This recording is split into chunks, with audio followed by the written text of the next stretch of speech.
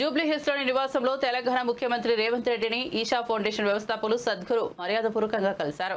ఈ సమావేశంలో సద్గురు రేవంత్ రెడ్డితో అనేక సామాజిక ఆధ్యాత్మిక విషయాలపై చర్చించారు.